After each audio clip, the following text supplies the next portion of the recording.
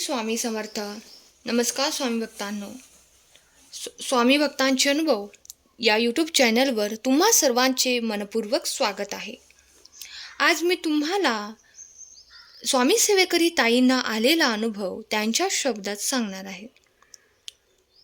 ताई म्हणतात, माझा मुलगा शुभम MSc झाला. त्याला चांगले गुण मिळाले म्हणून घरातील सर्व लोकांना खूपच आनंद झाला होता. शुभमने नोकरी शोधणे सुरू केले.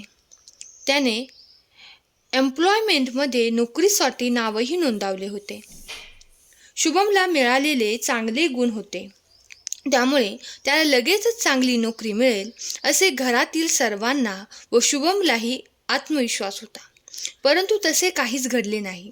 सर्वांचा विचार खोटा ठरला, कारण शुभमला चांगले गुण असले तरीही त्याच्याजवळ वशिला नव्हता.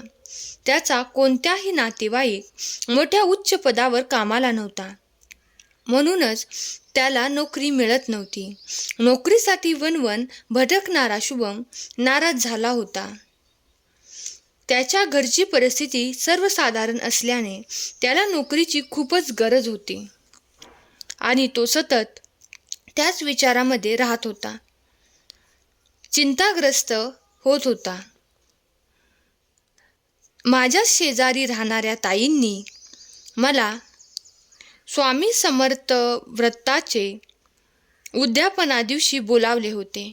त्या दिवशी ताईंनी 11 सुवासिनींना हळदी कुंकू लावून ओटी भरून प्रत्येकीला श्री स्वामी समर्थ 9 गुरुवारचे व्रताचे पुस्तक भेट म्हणून दिले. तसेच लाडवाचा प्रसाद देखील दिला. मी ते पुस्तक घेऊन घरी गेले व निवांत वेळी पुस्तकाचे वाचन व तसेच मनन देखील केले. त्यातील इतरांचे अनुभव ऐकून वाचून मला खूपच आनंद झाला. व्रताचे महत्त्व अधिकच समजून घेतले व माझ्या मनात एकच विचार आला, आपणही हे 9 गुरुवारचे व्रत केले तर शुभमला नोकरी देखील लागेल.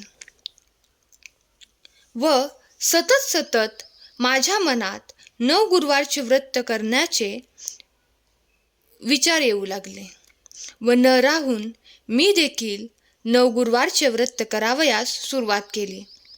स्वामींचे स्मरण करून व्रत करण्याचे ठरविले. त्याचवेळी शुभम पण घरीच होता.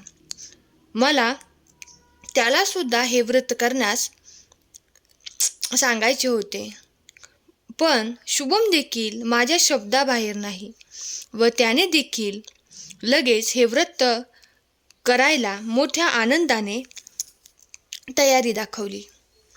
2 दिवसानंतर गुरुवार होता. मी व माझ्या मुलाने बरोबरच 9 गुरुवार हे श्री स्वामी समर्थांचे व्रत करण्याचा संकल्प मनापासून केला व व्रत सुरू देखील केले.